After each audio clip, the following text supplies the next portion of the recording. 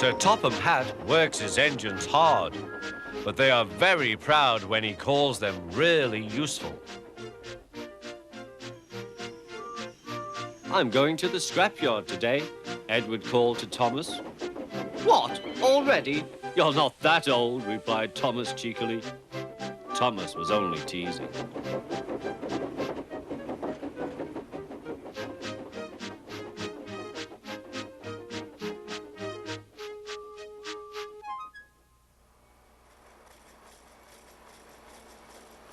The scrapyard is full of rusty old parts and machinery.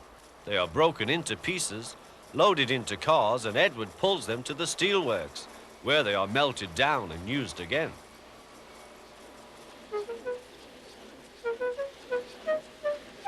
Today, there was a surprise waiting for Edward in the yard. It was a traction engine. "Hello," said Edward. "You're not broken and rusty. What are you doing here?" "I'm Trevor. They're going to break me up next week." "What a shame," said Edward. "My driver says I only need some paint, polish, and oil to be as good as new. But my owner says I'm old-fashioned." Edward snorted. "People say I'm old-fashioned, but I don't care." Sir Topham Hatt says I'm a useful engine. "What work did you do?" "My owner would send us from farm to farm.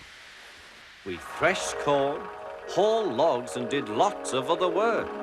The children loved to see us." Trevor shut his eyes, remembering. "Oh, yes, I like children." Edward set off for the station. "Broken up, what a shame. Broken up, what a shame. I must help Trevor, I must." He thought of all his friends who liked engines, but strangely none of them would have room for a traction engine at home. It's a shame, he hissed. Then, beep, beep! Why didn't I think of him before? There, on the platform, was the very person. "Hello, Edward. You look upset. What's the matter, Charlie?" he asked the driver. "There's a traction engine in the scrapyard, Vicar. He'll be broken up next week. Jem Cole says he never drove a better engine." "Do save him, sir. He saws wood and gives children rides." "We'll see," replied the vicar. Jem Cole came on Saturday. "The Reverend's coming to see you, Trevor. Maybe he'll buy you." "Do you think he will?" asked Trevor hopefully. "He will when I've lit your fire and cleaned you up." The vicar and his two boys arrived that evening. Trevor hadn't felt so happy for months.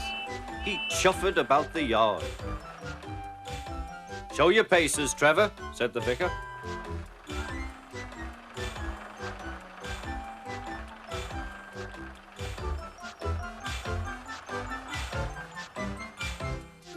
Later, he came out of the office smiling. "I've got him cheap, Jem, cheap." "Do you hear that, Trevor?" cried Jem. "The Reverend saved you and you live at the vicarage now." "Peep, peep," whistled Trevor. Now Trevor's home is in the vicarage orchard, and he sees Edward every day.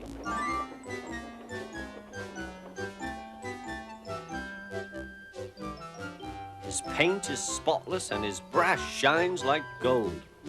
Trevor likes his work, but his happiest day is the church fair.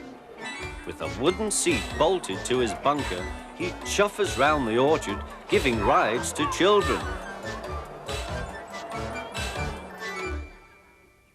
Long afterwards, you will see him shut his eyes, remembering. "I like children," he whispers happily.